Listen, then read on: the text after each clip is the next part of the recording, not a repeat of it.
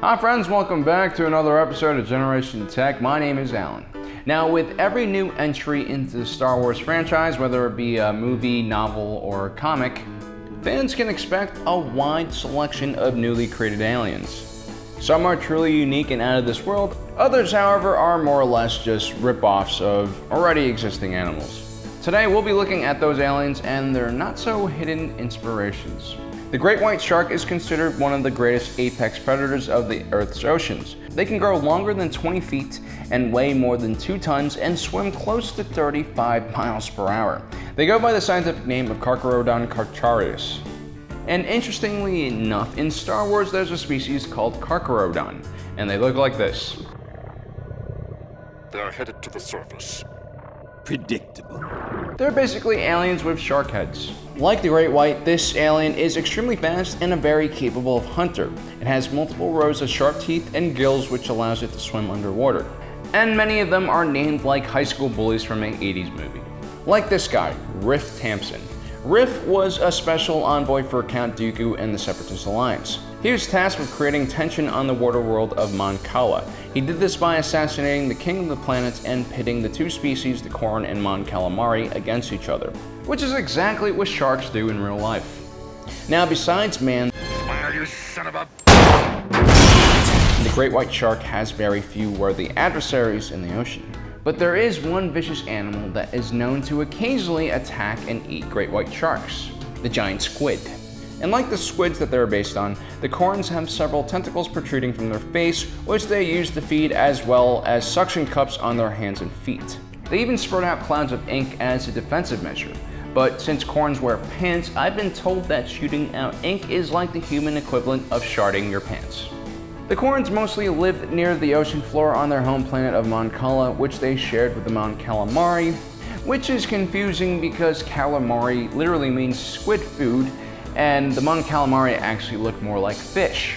These goggle-eyed aliens also felt at home in the water and needed moisture to survive, which is why their ships were extremely humid and uncomfortable for most other alien species. While the Corn were isolationists and kept to the seafloor where they had giant mining operations, the Mon Calamari were extremely social and were known for building giant space-faring vessels for other species.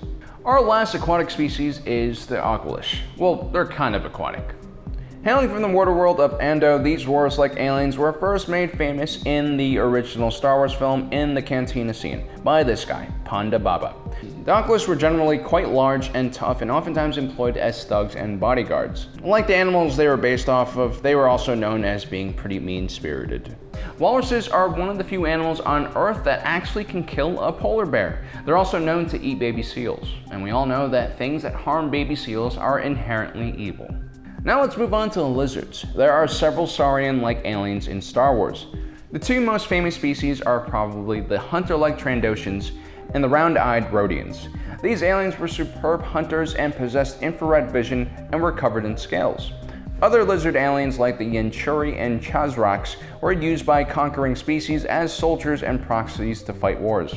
While most lizard aliens fit the stereotype of a violent thug, some lizard aliens managed to find a higher purpose, like Barbell Jedi Knight Saba Sabatine, who eventually became the Jedi Grand Master. Next up were the slug-like Hutt species. Despite their lazy and sluggish appearance, the Hutts were probably one of the most formidable and dangerous alien species in all of Star Wars. Legends say that the Hutts originally came from a planet known as Varl. It was on this ancient homeworld that they developed resistance to most diseases and gained the ability to regenerate lost limbs and vital organs. They also had a lifespan of several centuries. Their only true weakness was scantily clad princesses in metal bikinis.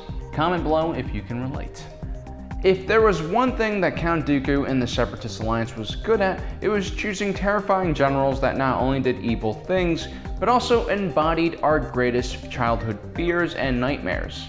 One of the most capable leaders under the Separatist Alliance was Trench, who was literally a gigantic tarantula. Technically, in the Star Wars universe, this race was known as the Harch. The Harch walked on 2 legs and had 3 pairs of arms. They were covered in fur, had 6 eyes, and an exoskeleton.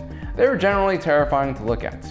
Oddly enough, the Harch are distantly related to the Oculus, something that both species vehemently deny and find offensive.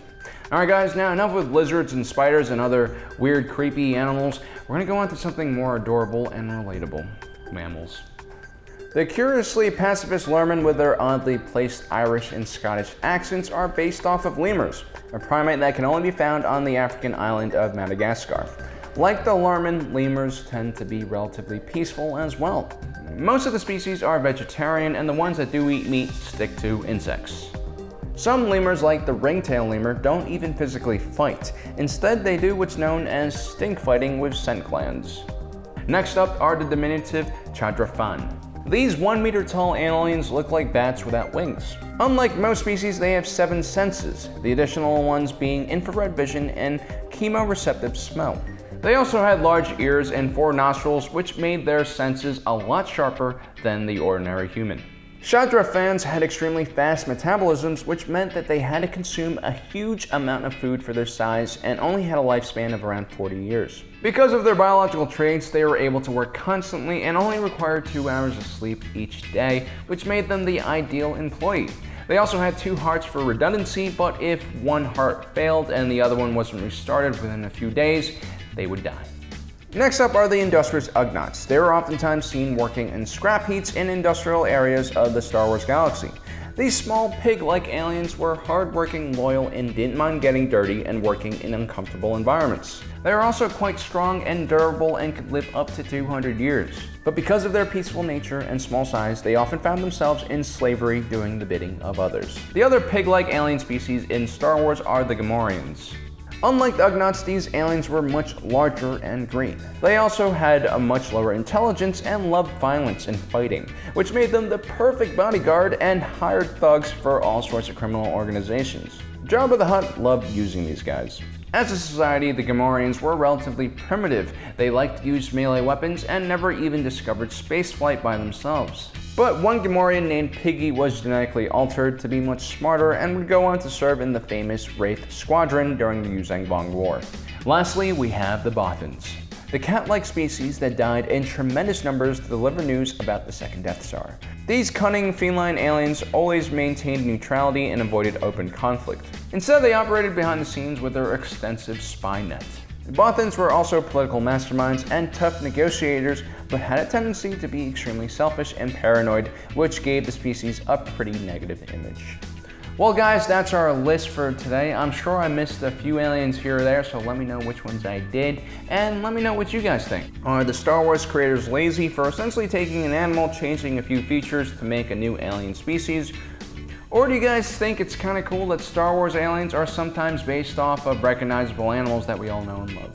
Well guys, don't forget to subscribe and hit that notification button so you don't miss out on the rest of our content. Thanks for joining us today. If you're watching this, you are Generation Tech.